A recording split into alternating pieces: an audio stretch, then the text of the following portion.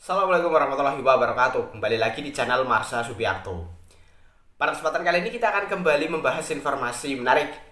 Kali ini lagi-lagi berkaitan dengan seleksi P3K di tahun 2024 ini ya.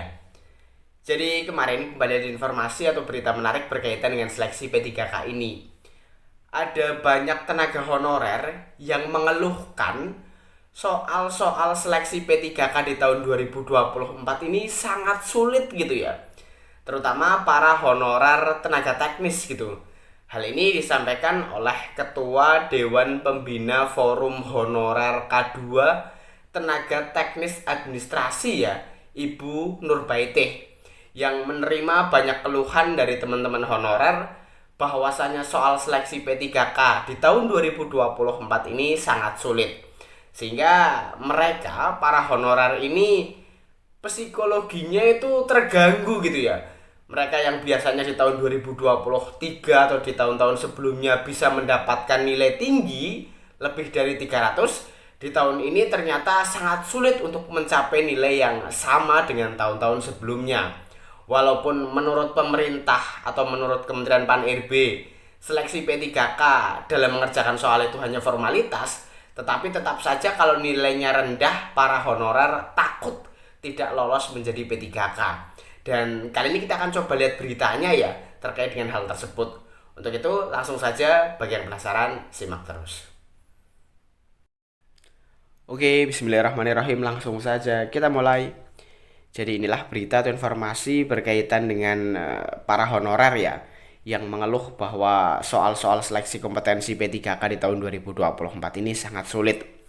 Diberitakan oleh cpnn.com, judulnya Honorer Bingung, Materi Seleksi Kompetensi P3K 2024 Sangat Sulit, Ada Matematika dan TIU.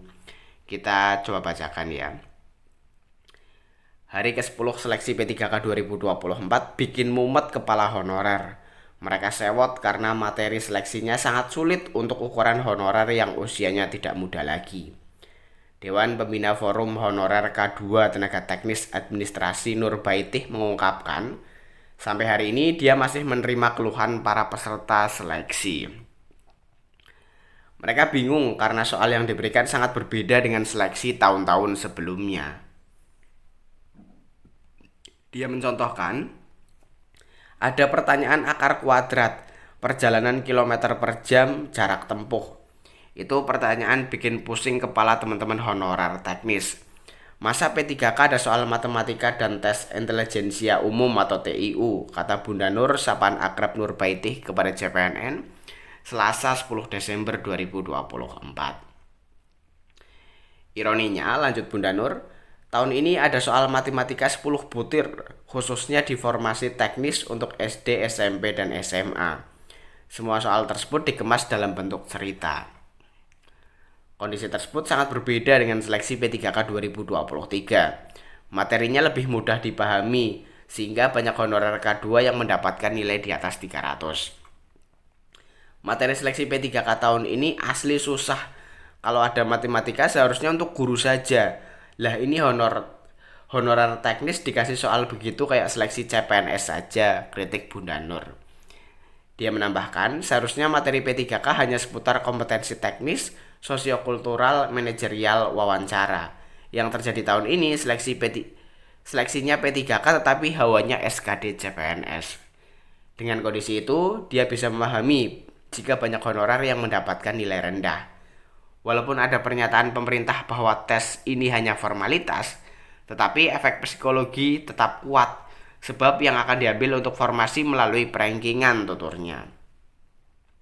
Dia berharap pemerintah tetap memprioritaskan honorer K2 untuk mengisi formasi P3K 2024. Ya, jadi itulah ya berita atau informasi berkaitan dengan para honorer yang mengeluhkan soal seleksi kompetensi P3K di tahun 2024 ini sangat sulit gitu ya. Ada soal matematikanya, ada soal tes intelijensia umumnya atau TIU sama halnya seperti SKD CPNS. Hal tersebut tidak terjadi di tahun-tahun sebelumnya atau di tahun 2023 gitu ya. Sehingga para honorer tidak bisa mendapatkan nilai yang tinggi lagi seperti tahun sebelumnya. Mereka khawatir jika nilainya rendah tidak lolos sebagai P3K. Walaupun pada aturannya sudah jelas gitu ya, siapa yang diprioritaskan untuk diangkat menjadi P3K. Jadi walaupun nilainya rendah, kalau memang prioritasnya nomor 1, ya pasti mereka akan tetap diangkat menjadi P3K. Jadi bagaimana menurut pendapat teman-teman? Bagi teman-teman yang juga sudah melaksanakan seleksi kompetensi, silahkan tinggalkan di kolom komentar ya. Apakah soalnya memang sulit, berbeda dengan tahun-tahun sebelumnya atau seperti apa?